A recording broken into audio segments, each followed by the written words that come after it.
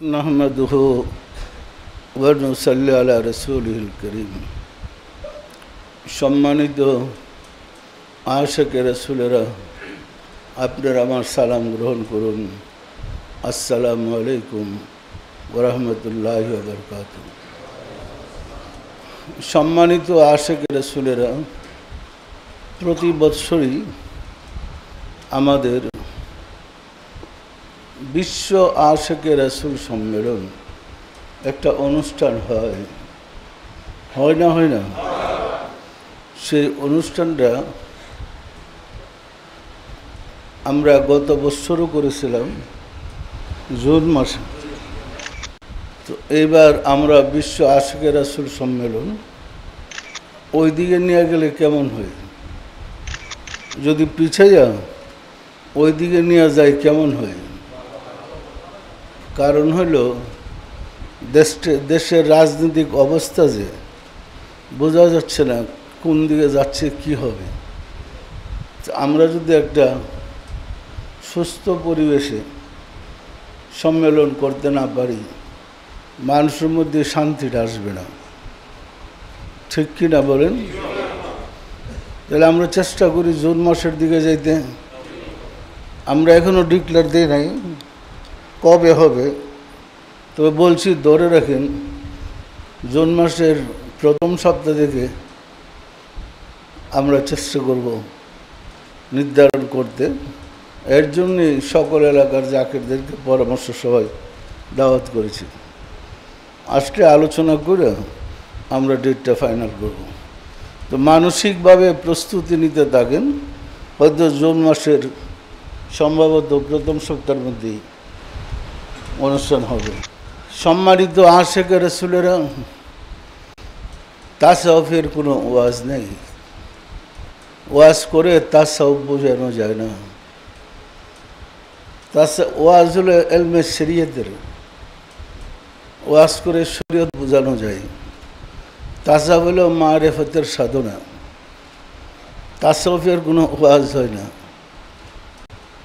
ওটা হলো চক্ষু বন্ধ করে কলবে খেয়াল করে মসজিদের কদম মোবারক খেয়ালের হাতটা জড়িয়ে ধরে আজিজি করতে হয়, এত ওয়াজের মধ্যে নাই। কিন্তু জাতি জানবে কিভাবে তাসাউফ যে আছে? যদিও আদি পিতা বাবা আদম আলাইহিস সালাম থেকে শুরু করে শেষ নবী হুজুর সাল্লাল্লাহু আলাইহি সাল্লাম পর্যন্ত সকল নবীগণ রাসূলগণ তাসাউফের বিদ্যা দিয়ে আল্লাহকে পেয়েছিলেন, সত্য নয় কি? হয়তো তাসাউফের বিদ্যাকে কোরআনের ভাষায় তাজকিয়াতে নফস বলছে। তাজকিয়ায়ে নফস, আত্মশুদ্ধির বিদ্যা, আত্মার বিমার দূর করার বিদ্যা, তাজকিয়া নফস। সম্মানিত আশিকে রাসূলেরা কোথাও সুফিবাদ বলে, কোথাও মেডিটেশন বলে, যাই বলেন, এই বিদ্যাটা সৃষ্টির আদি থেকেই আসছে। ধ্যান করতে করতে আমাদের কালবের মধ্যে সংসারে চলতে গিয়ে যে পাপে জড়ায় পড়েছে, এতে কলবটা অন্ধকার হয়ে যাওয়ার ফলেই আমরা আসলে আল্লাহকে হারিয়ে পড়ছি। তাজকিয়া নফসের সাহায্যে কলবটাকে পরিষ্কার করতে করতে তখন একটা শক্তি আসে যেটার সাহায্যে আল্লাহকে দেখা যায় পরিষ্কার। যেমন রাসূল সাল্লাল্লাহু আলাইহি সাল্লাম ফরমান লিকুল্লি শাইইন সিকালাত, সিকালাতুল কালবি যিকরুল্লাহ। প্রত্যেকটা জিনিস ঘষার পরিষ্কার করার রেত আছে, কিন্তু কলবকে পরিষ্কার করার রেত হলো আল্লাহর জিকির। সম্মানিত আশিকে রাসূলেরা আল্লাহর জিকিরের দ্বারা কলবের গুনার ময়লাগুলো দূর হয়ে যায়। মুখের জিকিরের দ্বারা কলব পর্যন্ত ওই জিকিরটা পৌঁছে না, কিন্তু কালবি জিকিরের দ্বারা কলব পরিষ্কার হয়ে যায়। সুতরাং কালবি বিদ্যা শিক্ষা করার জন্যই তাসাউফ। 1,24,000 নবী রাসূল জগতে তাশরিফ দিলেও আমাদের আশ্চর্য হইতে হয় এখন বিশ্বজুড়ে কোথাও তাসাউফ নাই বললে অতুক্তি হবে না। কি ভুল হবে? এর কারণ মুসলমানরা তো মুসলমান হয়েছে তাসাউফ দিয়ে। আমাদের পূর্বপুরুষ বাংলা ভারত উপমহাদেশে যারা ইসলাম গ্রহণ করেছে তাসাউফ গ্রহণকারী ধারণকারী ওলি আল্লাহদের কাছে গিয়া। সত্য নয় কি? আমাদের দেশে তো আর রাসূল আসেনি। ইয়ামেন থেকে, ইরাক থেকে, লেবানন থেকে, ওই সমস্ত অঞ্চল থেকে ওলি আল্লাহদের সাহাবায়ে কেরামগণ আসছেন। আইসা ওনারা আমাদেরকে ধর্মের দাওয়াত দিচ্ছেন। সম্মানিত আশিক রাসূলেরা, ওলি আল্লাহরা যে সাধনা করে আল্লাহকে পেয়েছে সেটা তাসাউফের বিদ্যা, তাসকে নফস। কোরআনে বলছে এটাকে তাসকে নফস। এখন বিজ্ঞানের চরম উন্নত যুগে তাসকে নফস বলতে এই শব্দটা কোথাও ব্যবহার হয় আমার জানা নাই। মাদ্রাসায় হয়, মসজিদে হয়, এটা আমার জানা নাই কোথাও ব্যবহার হয়। কিন্তু এলমে শরীয়তের বিধিবিধানগুলো হুজুরা মসজিদেও বলে, মাদ্রাসায় পড়তে গেলেও বলে। কিন্তু যে সাধনা করে আমাদের হজরত রাসূল সাল্লাল্লাহু আলাইহি সাল্লাম হেরা গুহায় 15 বছর ধ্যান সাধনা করে আল্লাহর সাথে যোগাযোগ করতে পেরেছিলেন, আল্লাহকে পেয়েছিলেন, সেই কলবের বিদ্যাটা কোথাও আলোচিত হয় না। 5 ওয়াক্ত নামাজ সম্বন্ধে পবিত্র কোরআনে 82টা আয়াত নাযিল হয়েছে, এটা কিন্তু অনেকেই জানে। কিন্তু কলব সম্বন্ধে যে 132টা আয়াত নাযিল হয়েছে এটা কারো জানা নেই। 132টার দাম বেশি না 82 বার যারা বলছে এটার গুরুত্ব বেশি? বলেন তো। কলব সম্বন্ধে আল্লাহ কোরআনে 132টা আয়াত নাযিল করছে। সম্মানিত আশিক রাসূলেরা, যেহেতু আমাদের সমাজে কলবের বিদ্যার শিক্ষা দেওয়া হয় না, চর্চা নাই, সেহেতু কলবের হুজুরা সুযোগ পারি যারা কলবপন্থী, তাসাউফপন্থী, এদের বিরুদ্ধে পীর মুরিদি আবার কোথায় বেরো? কোরআন হাদিসে তো পীরের কথা নেই। আমাদের হুজুরাই বলে, বক্তারা ওয়াজে গেলে, কোরআন হাদিসে তো কোথাও পীর মুরিদির কথা নাই। এগুলো শিরিক। বলে না? বলে না? আবার বলে মাজারের কথা। মাজার বলে না, কবর বলে। মাজার শব্দের অর্থ জিয়ারতের জায়গা, তো মাজার এটা সম্বোধন করে না, কবর বলে। রাসূল পাক সাল্লাল্লাহু আলাইহি সাল্লামের রওজাকেও এরা কবরই বলে। যে কবর জিয়ারত সম্বন্ধে বিধানটা এরকম, জিন্দা ব্যক্তি যদি কবরে যারা আছে এদের জন্য দোয়া করে, আল্লাহ তার দোয়া শুনে মৃত্যু ব্যক্তির জন্য। মৃত্যু ব্যক্তি দোয়া করলে জিন্দা ব্যক্তির জন্য কাজ হয়, এরকম হাদিসে আছে। তাহলে আমি আর রাসূল সমান, তাই না? আমরা মৃত্যু ব্যক্তি, রাসূল এরকমই। এই যে আমাদের ধারণাটা কীভাবে আমাদেরকে বিভ্রান্তিতে ফেলেছে। পবিত্র কোরআনে আল্লাহ বলেন, রাসূলের বাণী সম্পর্কে এরকম কথাবার্তা আছে, আতিউল্লাহ ওয়া আতিউর রাসূলা ওয়া উলিল আমরি মিনকুম, তোমরা আল্লাহর ইত্তেবা করো। তোমরা তো আল্লাহরে খুঁজে পাইবা না, তো ইত্তেবা করবা কেমনে? অনুকরণ কীভাবে করবে? ওয়া আতিউর রাসূল, তোমরা রাসূলের অনুসরণ করো। তোমাদের রাসূলের অনুসরণই তোমাদের আল্লাহর অনুসরণ হবে। যদি ওই পর্যন্ত বসতে না পারো, তোমাদের মাঝে যিনি ধর্মীয় নেতা ওনার অনুসরণ করো, অর্থাৎ যার আল্লাহর সাথে যোগাযোগ আছে এমন ব্যক্তির অনুসরণ করো, এতেই তোমরা উপকৃত হবে। পরিষ্কার? সম্মানিত আশিক রাসূলেরা, এই ইলমে তাসাউফ যেহেতু জগৎ থেকে বিলুপ্ত হয়ে গেছে, সেহেতু আমাদের যে হুজুররা আমাদেরকে ধর্মের প্রতি আহ্বান করার কথা ছিল, ওনারাই মূলত তাসাউফের বিরোধিতা করে। আলেমরা বেশি করে, কি বলেন? করে না? বেশি করার কারণ কি? আলেমরা যে সিলেবাস পড়ে পাশ করেছে, ওই সিলেবাসের মধ্যে তাসাউফ নাই। পরিষ্কার? আমরা ওরা পাশ করলাম কিন্তু তাসাউফ তো দেখলাম না। এই কারণে এই তাসাউফের বিরোধিতা করে।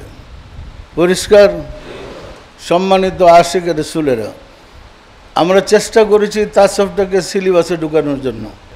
96 সালে তাসাউফকে 9, 10 ইসলামিয়াতে ঢুকাইছি। এটা 9, 10 ইন্টারমিডিয়েট ডিগ্রি, মাস্টার্স ফাইনাল ইয়ারে পিএইচডি পর্যন্ত হয়েছে। কিন্তু কষ্ট লাগে বলতে, পিএইচডিতে যখন তাসাউফ পড়ায় বা এমএ যখন তাসাউফ পড়ায়, যে স্যারে পড়ে সে তো আর তাসাউফ জানে না। পরে দেখি এই বইটা হাতে নিয়ে উল্টে দেখে পীর মুরিদের কথা, তো এই বইটা রেখে দেওয়া শুরু করলো, পীরদের বিরুদ্ধেও আছে। আমি ভালোর জন্য তাসাউফ আনলাম, যেটা পরে মানুষ তাসাউফ বুঝবে, কিন্তু বইটা রেখে দিয়ে তাসাউফের বিপক্ষে ওয়াজ শুরু করে দিল, যে পীরেরা বন্যামি পাইছে একটা, যে কোরআনে নাই, হাদিসে নাই, মন গড়া কথা। বুঝছেন? এই চ্যাপ্টারটা সে পুরো আর দেখে না কী লেখা আছে। তাহলে মানুষ কীভাবে তাসাউফ মানবে? আমাদের দেশে সাধারণত কয়েক লাইনের শিক্ষায় শিক্ষিত আছে। সাধারণত মাদ্রাসা, স্কুল, কলেজ, ইঞ্জিনিয়ার, ডাক্তার শিক্ষিত আছে না নাই?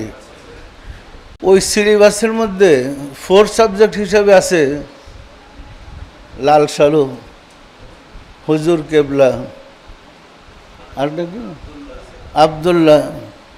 এটা কিন্তু পণ্ডিতদের লেখা। হুজুর কেবলা, লাল সালু, আবদুল্লাহ, এই 3টা বই বাংলা দ্রুত পঠন। এটা যদি আপনারা পড়েন, জীবনে তারও পিরুলি আল্লাহর কাছে যাবেন না। এমনভাবে সাইজ করছে, পীরের কাছে যাওয়া যে কত খারাপ। পরিষ্কার? ভালো তো নাই, খারাপটা কত। এটা আপনি স্কুল কলেজে পড়েন, এই সিলেবাস পড়ে পাস করবেন, মাদ্রাসায় পড়েন, ওই সিলেবাস ঢুকে গেছে। পরিষ্কার না? পরিষ্কার না?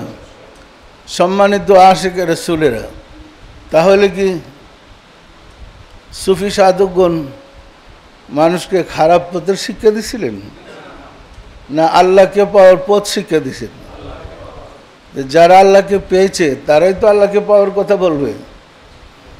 অতীতে যত নবী রাসূল জগতে এসেছেন, প্রত্যেকেই আল্লাহ ও রাসূলের কথা বলেছে। কেউ বলে নাই বেহেশতে এত রাকাত নামাজ পড়লে বেহেশতে যেতে পারবেন, বরং বলছে ইমানদার হওয়ার কথা। পরিষ্কার না? পরিষ্কার না? বাংলা ভারত উপমহাদেশে ওলি আল্লাহরা এসে মানুষকে ইমানদার বানাইছে, মুমিন বানাইছে। পরিষ্কার? মুসল্লি, নামাজি বানাইছে? তা বানায় নাই, ইমানদার বানাইছে। আপনি যখন ইমানদার হবেন, ইমানের ঠেলাই তো আপনি নামাজি হবেন। ইমানই আপনাকে মুসল্লি বানিয়ে দিবে, ইমানই আপনাকে নামাজি বানিয়ে দিবে। পরিষ্কার? কিন্তু ওই মূল জিনিসটা আমরা হারিয়ে ফেলছি। দেখেন, আমাদের ইসলামের পঞ্চবাণের মধ্যে 1 নম্বর কথাটাই হলো লা ইলাহা ইল্লাল্লাহ। আমাদের কালমাটা কি? মুহাম্মাদুর রাসূলুল্লাহ। এটা হলো আমাদের প্রথম, এরপরে দ্বিতীয় কালমা, এরপরে তৃতীয় কালমা, এইভাবে কালমাগুলো আসে। কিন্তু এখন কালমাতে তো আমরা নেই। কালমার মাধ্যমে, বক্তব্যের মাধ্যমে, কথার মাধ্যমে আপনি ইমানদার প্রমাণ করেন।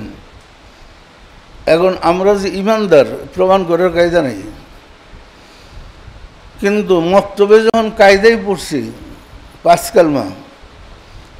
কালমা মুখস্থ করে, তখন মনে করছি যে ইনশাল্লাহ আমরা ইমানদার হয়ে গেছি। 5 কালমা মুখস্থ করে ইমানদার হওয়া যায়? হওয়া যায়? কাগজের 5 কালমা পড়েও তো ইমানদার হওয়া যায় না। আপনার হৃদয়ে যদি ইমানের নূর প্রজ্বলিত না হয়, আপনি কখনো ইমানদার হবেন না। আল ঈমানু নূরুন ওয়াল কুফরু জুলুমাত। ইমান জ্যোতি, নূর, আলো বিশেষ। এই নূর আপনার হৃদয়ে যখন প্রজ্বলিত হবে, তখন এই নূরের আলো দিয়া আপনার দেহ আলোকিত হবে। হযরত উমর ফারুক রাদিয়াল্লাহু তাআলা নূর অনেক বদনাম আছে। উনি হযরত রাসূল সাল্লাল্লাহু আলাইহি ইসলামের মাথা মোবারক কাটতে গেছিলেন। সত্য না মিথ্যা বলেন তো? এই উমরই যখন তার কালবে ইমানের নূর প্রজ্বলিত হয়েছে, তখন আমিরুল মুমিনিন মোস্তফায় গিয়ে পড়ছে। সত্য না মিথ্যা বলেন? একটা কাফের, একটা বিধর্মী যদি ইমানের নূর দিয়ে জ্বালাইতে পারে, সেই তো মুমিন হবে। আর একটা সধর্মী যদি ইমানের নূর জ্বালাইতে না পারে, সে কি মুমিন হবে? মুমিন হওয়ার কোনো সম্ভাবনা আছে? তাহলে ইমান একটা নূর বিশেষ। এই নূর দিয়ে নিজের হৃদয়কে যে আলোকিত করতে পেরেছে, সেই মূলত ইমানদার। পরিষ্কার? সম্মানিত আশিকে রাসূলেরা, এই ইমানের নূর প্রজ্বলিত করার জন্যে আদম আলাইহিস সালাম থেকে শুরু করে জগতে অসংখ্য নবী, অসংখ্য রাসূল, অসংখ্য মহামানব আসছেন। বিশ্বাস হয় আপনাদের? 26-27 জনের কথা তো আমরা কোরআনই পেয়েছি। 26-27 জনের কথা কোরআনে আছে। আর বাকি তারা কোথায়? 1,24,000 হলে আর কয়জন বাকি? আর কয়জন বাকি? তাহলে তারা কোথায়? রাসূল শেষ নবী, ওনার পরে আর নবী হবে না। কিন্তু রাসূল আসার আগে আদম থেকে রাসূল পর্যন্ত এক একজনের পিরিয়ড শেষ হলে 200 বছর, 300 বছর, 500 বছর পরে আরেকজন আসছে। আসছে না আসে নাই? রাসূল আসছে 1,500 বছর, মানে আর 100 না 1000, 1,500 বছর হয়েছে। একজন নবী আসছে নাকি? এদের সাফায়াত কে করবে? কি বুঝেন? সম্মানিত আশিকে রাসূলেরা, রাসূলের পরে আর রাসূল আসবে না, আর কোনো শিক্ষক আসবে না। নিজে নিজে কোরআন শরীফ পড়া পরিপূর্ণ জীবন বিধান আল কোরআন, রাসূল দিয়ে গেছেন কোরআন, নিজে নিজেই কোরআন পড়ে, হাদিস পড়ে, নামাজ পড়ব, রোজা করব, আবার ওলি আল্লাহর দরকার কি এই ধারণা কি জন্মায় নাই? সত্য না মিথ্যা বলেন? কারণ যদি অন্যের হাতে যাই, যদি বন্ডপীরের পাল্লাই পড়ে দিত, আমার জীবন শেষ। এই কারণে আমি সহি সালামতে আছি, মিথ্যা কথা বলবো না, নামাজ পড়বো, কোরআন পড়বো, হাদিস মতো চলবো, ওলি আল্লাহর দরকার কি? তার মানে রাসূলের পরে আর কোনো শিক্ষক জগতে আসবেন না। আসবেন তো কিয়ামত পর্যন্ত। এই পিরিয়ডটা কিন্তু ছোট না। 1,500-1,400 বছর পার হয়ে গেছে, রাসূল আসছেন, চলে গেছেন। কিয়ামত পর্যন্ত আরও কয় হাজার বছর আল্লাহই ভালো জানে। শিক্ষক ছাড়া এই জাতিটা শিক্ষিত হবে কিভাবে? এই জাতিটা মুক্তি পাবে কিভাবে? এই হুজুরদের কাছে গিয়া? হুজুররা নিজেরা মুক্তি পাইছে না, এদের কাছে গিয়ে শিক্ষক ছাড়া মুক্তি পাবে কিভাবে? সম্মানিত আশিকে রাসূলেরা, রাসূল শেষ নবী এবং তিনি ছিলেন যুগের ইমাম হিসাবে প্রথম ইমাম, ইমামুল মুরসালিনা খাতামুন নবীন, ইমামদের প্রথম। পরিষ্কার? কোরআনে ইব্রাহিম আলাইহিস সালামকে ইমাম বলছে, মুসাকে ইমাম বলছে, অন্যান্য নবীকে ইমাম বলছে কোরআনে, কিন্তু রাসূলকে বলছেন ইমামুল মুরসালিন। যত রাসূল আসছে সবার ইমাম আপনি। সত্য না মিথ্যা বলেন? তো রাসূলের কাছে যেতে হলে আমাদেরকে যেতে হবে ইমামদের কাছে, ওলি আল্লাহদের কাছে। কি বলেন? যাওয়া লাগবে না লাগবে না? আপনি হাদিসের কিতাব পড়ে দেখেন, হাদিসের ভিতরে রাসূলটা বিছড়ে পাননি। রাসূল তো হাদিসের বাণী। পড়েন সিয়াসতের হাদিস, এর ভিতরে রাসূল আছে কিনা দেখেন। কোরআন তো আল্লাহর বাণী, কোরআন খতম করেন, বিছড়ে দেখেন, আল্লাহর সাথে সাক্ষাৎ হয়নি। আল্লাহর সাথে সাক্ষাৎ হইতে হইলে যিনি আল্লাহর পরিচয় লাভ করেছেন তার কাছে যেতে হবে, যিনি রাসূলের পরিচয় জানেন তার কাছে যেতে হবে। তার কাছে না যাওয়া পর্যন্ত আল্লাহর পরিচয়, রাসূলের পরিচয় পাওয়ার সম্ভাবনা নাই। পরিষ্কার? পরিষ্কার না পরিষ্কার না? সুতরাং সকল মানুষকেই ওলি আল্লাহদের অনুসরণ করতে হবে।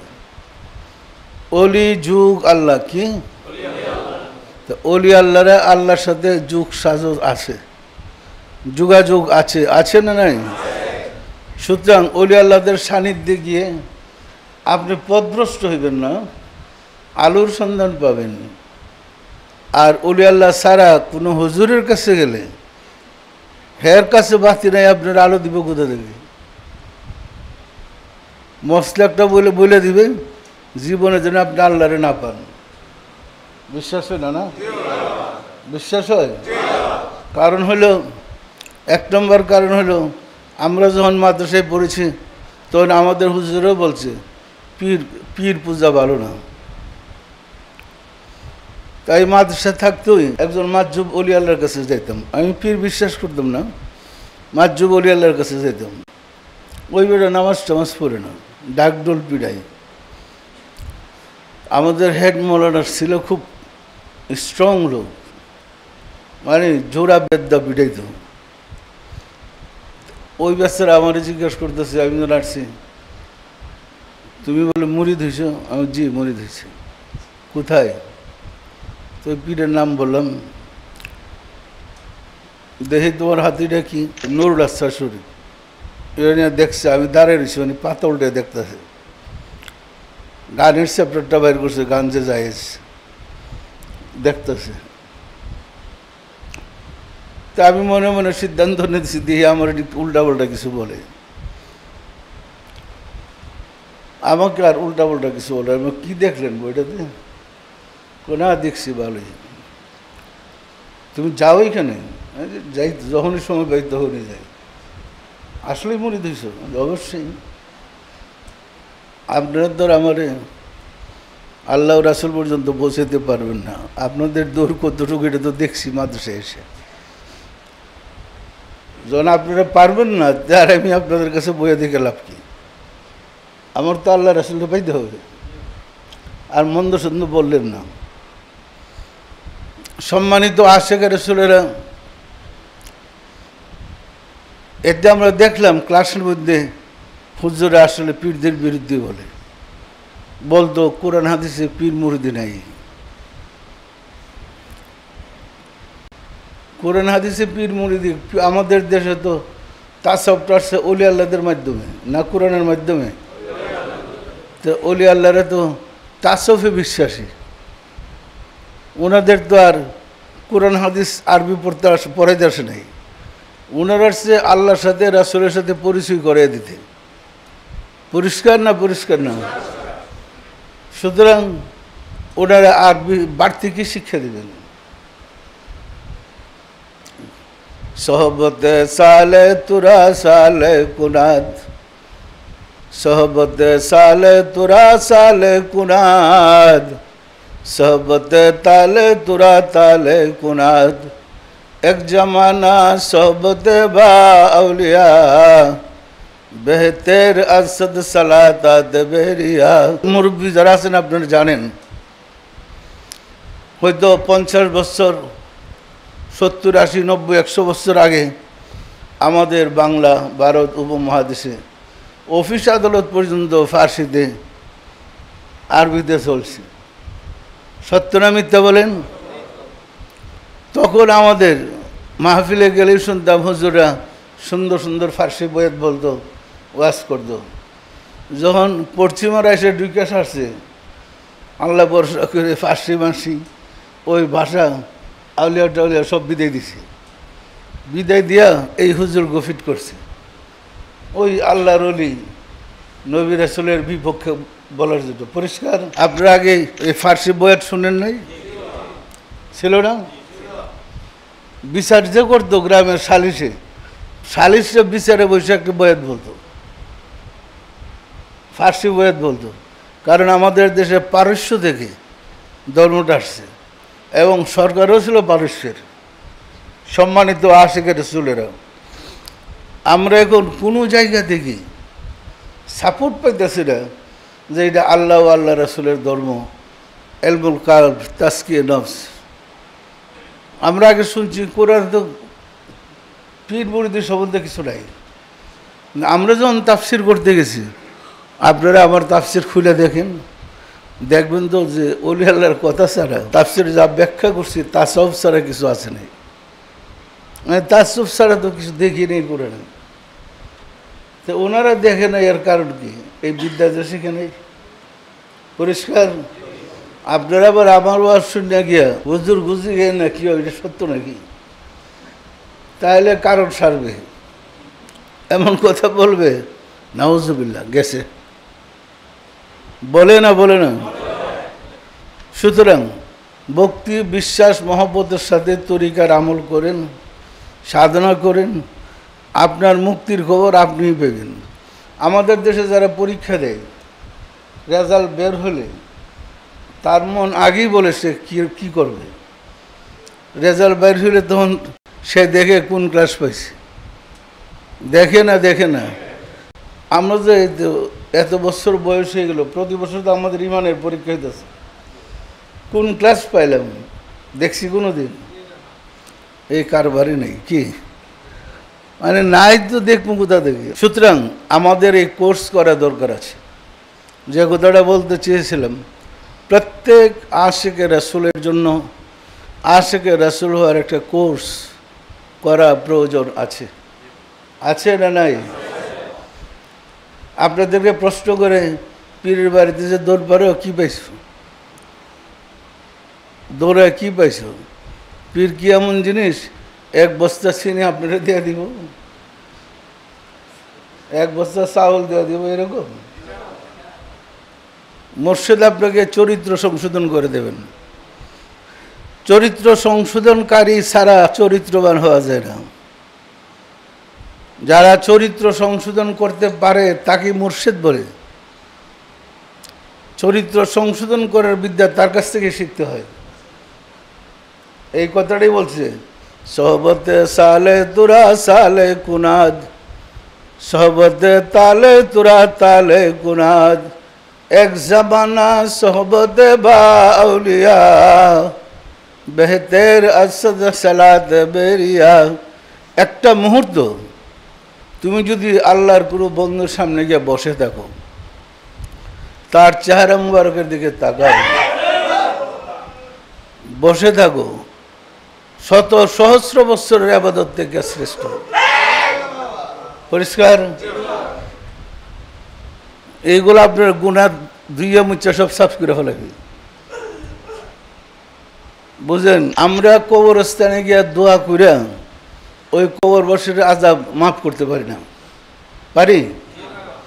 কিন্তু আল্লাহর এক বন্ধু যদি এই গ্রামের উপর দিয়ে হাইটা যায়, কবরে যত আযাব আছে আল্লাহর দয়ায় সব আযাব মাফ হয়ে যায়, বিনা প্রার্থনায়। কারণ তার পাটা যে রাখছে, এই পায়ের বরকতে কবরবাসীদের আযাব মাফ হয়ে যায়। পরিষ্কার? আমি যখন আর্মিদের রিলিজিয়াস টিচার ছিলাম, তখনকার একটা ঘটনা। সেই ঘটনাটা হলো, ব্যান্ড মেজর আব্দুল সালাম, নোয়াখালী বাড়ি। আগেও তার গল্পটা বোধহয় আমি আপনাদেরকে বলছি। সবক দেওয়ার পরে যে জজবা হয়ে গেছিল, সারা রাত পড়েছিল, পরের দিন সকাল পর্যন্ত আমার কাছে গেল। তো জয়দেবপুর রাজবাড়ির দক্ষিণ দিক দিয়ে শ্মশানঘাটের এখানে একটা কবরস্থান আছে। সে হাঁটতে হাঁটতে গেছে কবরস্থানে, গেছে সকাল 10টার সময়, সন্ধ্যা পর্যন্ত তারা সারতেছে না। এই যে কবরবাসীরা আছে কবরে, তাদের যে আত্মা, সে আত্মা এসে তাকে গ্রাউ দিছে, বলছে আমাদেরকে মুক্তির ব্যবস্থা না করে যাইতে পারবা না। এখন সে সব আত্মাকে দেখতেছে মানুষ, কবরের থেকে সব মানুষ উঠে তারে গ্রাউ দিয়ে ধরছে, যে তোমার বাবাকে বলে আমাদের মুক্তির ব্যবস্থা করো, নাহলে তোমার ছাড়বো না। সে ওইখানে এই কান্দাকাটি করতেছে, আমরা তো আর জানি না। সন্ধ্যার পরে তার ছাড়ছে। সে বলছে আমি বাবার কাছে গিয়ে বলবো তোমাদের মুক্তির ব্যবস্থা করে দিতে। এই ওয়াদা দেওয়ার পরে তারা ছাড়ছে। সারাদিন দর খাইতে পারে না, জিজ্ঞাসা কী হয়েছে, কই গেছিলাম? বাবা আমি কবর জিয়ারত করতে গেছিলাম, এই অবস্থা। আমি যে বেটা বোকা, তুই গেলে কেন? তুই গেলে কেন? কারণ কবরে যে আত্মাগুলো, দেহগুলো আছে, এদের রুহগুলো তো আছে, এরা তো দেখে ভালো মন্দ, এরা তো রুহানি জগতে, তখন হাজির এরকম দেখতে ধরে। ওই দিন আমার মাধ্যমে এটা এসে বলতেছিল আমাদের এখানে কোথায় গুরুস্থান, হ্যাঁ,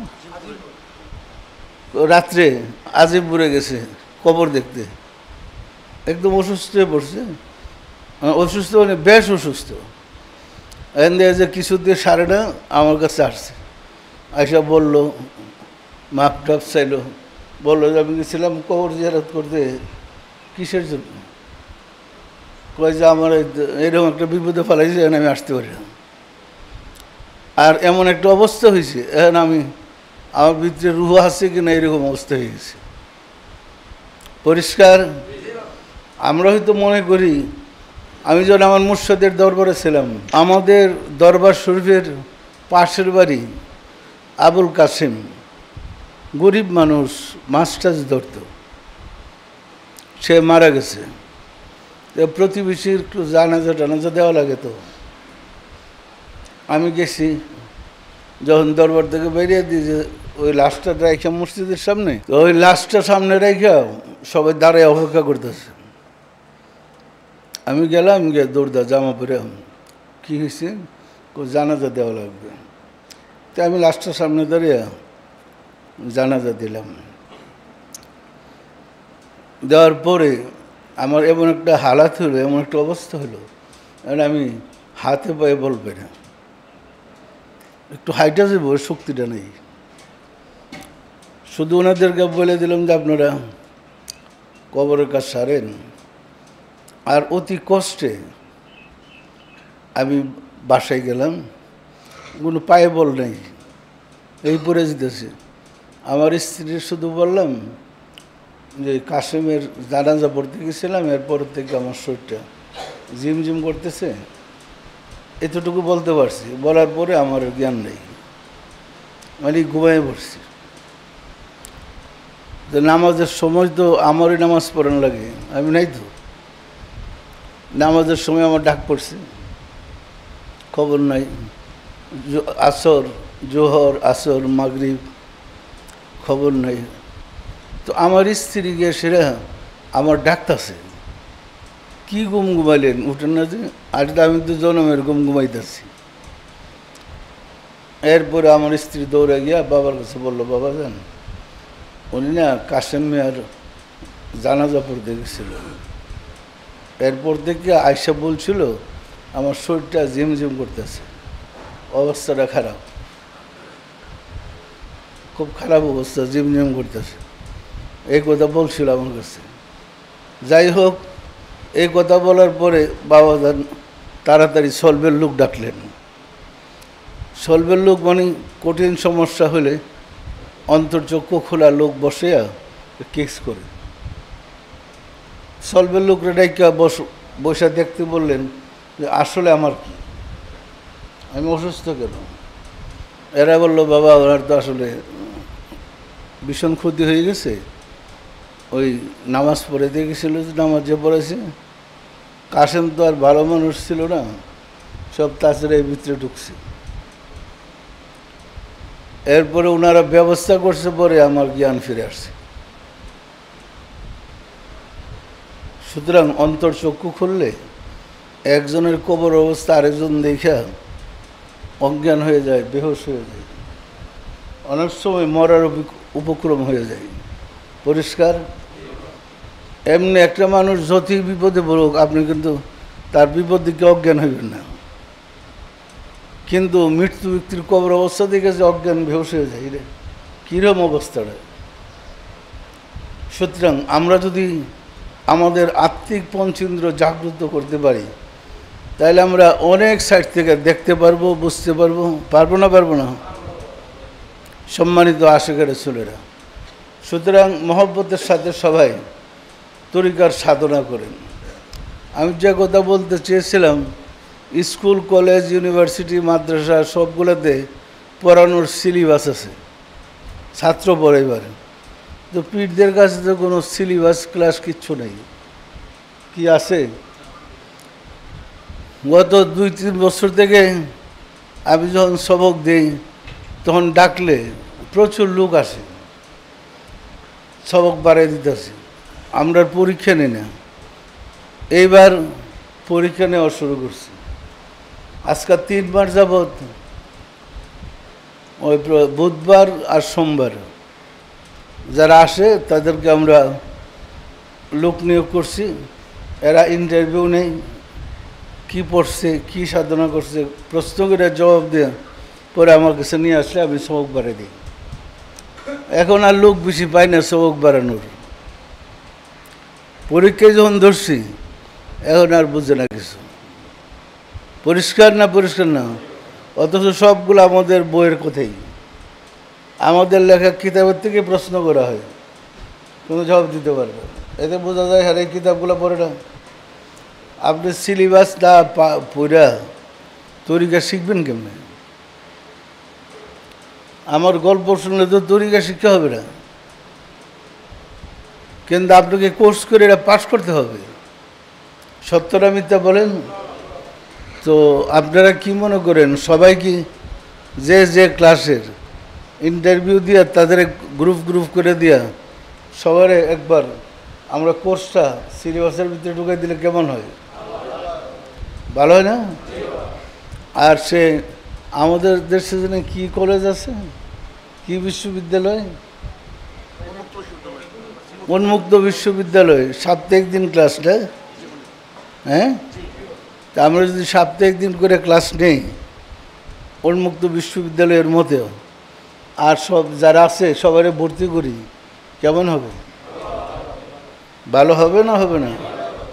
পড়াইবার লোক আছে, কিন্তু ছাত্র এমনি সবাই জানে। প্রশ্ন করলে মানে আর আগামাতা ঠিক নেই। কি পরিষ্কার? তা আমরা সিদ্ধান্ত নেই যে আমরা এরকম কোর্স করে সেরে পরীক্ষা দিয়ে পাশ করবে, সবক বাড়িয়ে দেবো, পাশ করবে, সবক বাড়িয়ে দেবো। তাহলে তারে দিয়া আরও ছাত্র ভরে দেবো। কি বলেন? এটা খারাপ হবে না ভালো হবে? আমরা এই সিস্টেমে করি। ভালো হলে আপনারা শুরু করে দিন আল্লাহ ভরসা করে। হ্যাঁ, বুঝছেন? নাম ঠিক না রাইখা ওই কিছু আলোচনা করে এরপরে প্রথমে একটা প্রাইমারি ক্লাস দারুণ হল ক্লাস ভাগ করে দেন, ওইভাবে করেন। আমাদের একটা কোর্স চলতেছে, তাদের পরীক্ষা হয়ে গেছে।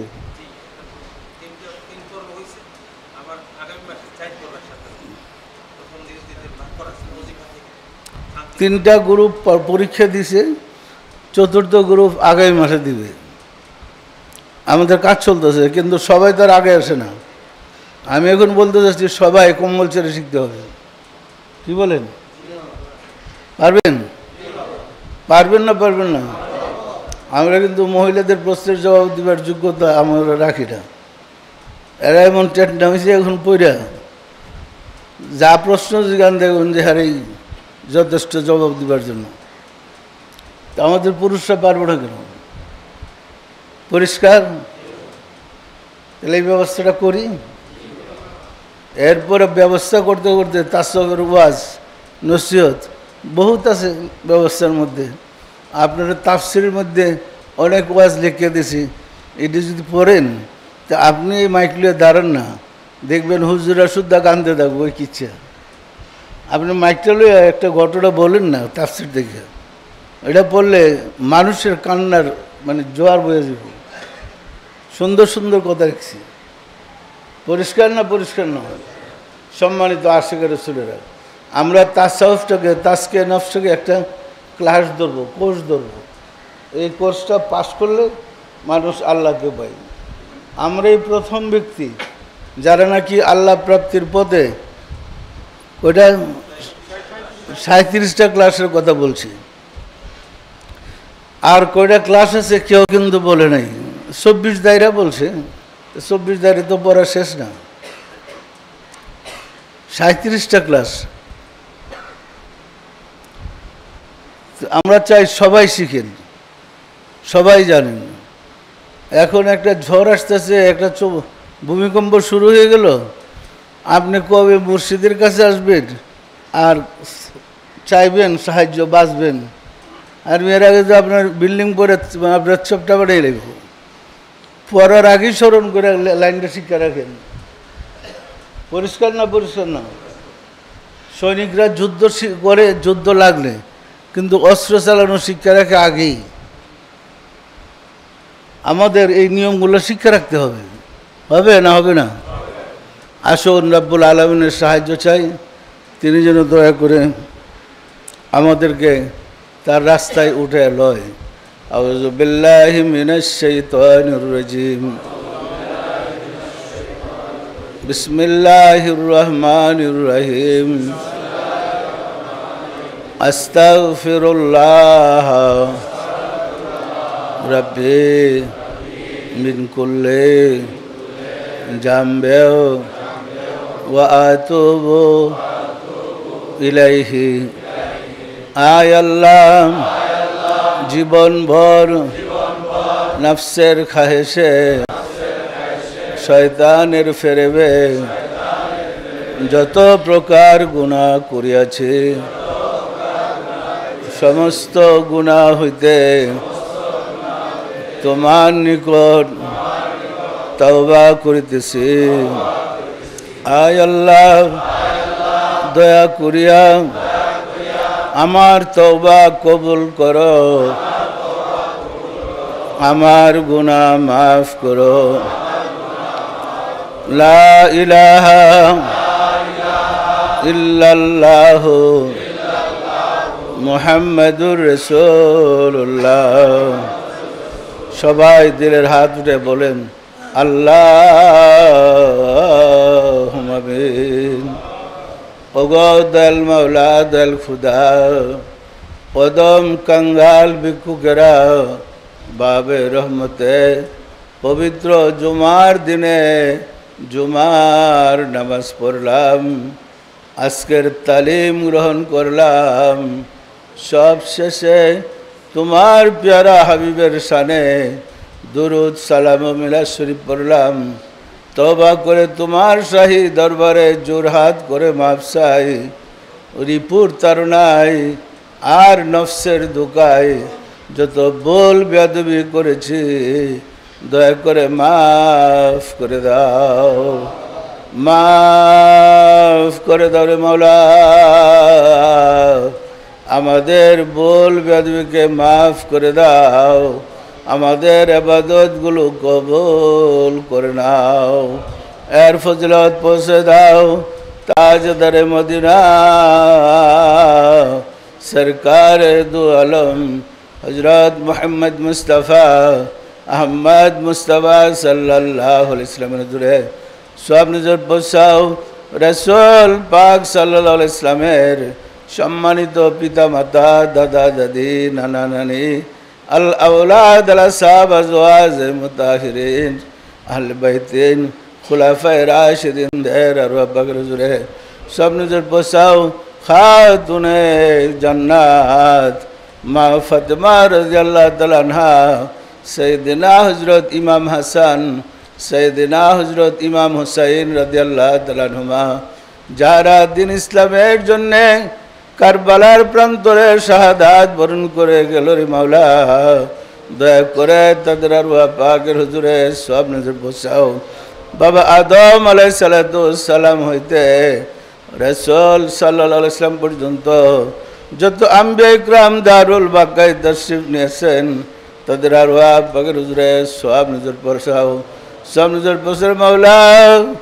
আমার মুর্শিদ পিরানে পীর দস্তগীর সুলতানুল মাশায়েখ সুলতানিয়া মুজাদ্দাদ ইয়া তরিকার ইমাম শাহ চন্দ্রপুরী রহমাতুল্লাহ আলাইহির হুজুরে তার সহধর্মণি হজরত বড়মা রহমতুল্লাহ আলাইহার হুজুরে, তার কলিজার টুকরা নয়নের পুতুলি খাতুনে জান্নাত সৈয়দা হামিদা বেগম রহমতুল্লাহ আলাইহার হুজুরে, সব নিজের পোষের মাওলা হজরত খাজা বাহাউদ্দিন নকশবন্দ রহমতুল্লাহ, মুজাদ্দেদ আল ফেসানি রহমতুল্লাহ, খাজা মাইনুদ্দিন চিশতি রহমতুল্লাহ, বড় পীর হজরত আব্দুল কাদের জিলানী রহমতুল্লাহ, তাদের তরিকার সিলসিলায় যত পীর অলি গাউস কুতুব তাম পৃথিবীর মুমিন মুমিনাত যে যেখানে ইন্তেকাল করিয়াছে মাওলা, দয়া করে তাদের আরওয়াহ পাকের হুজুরে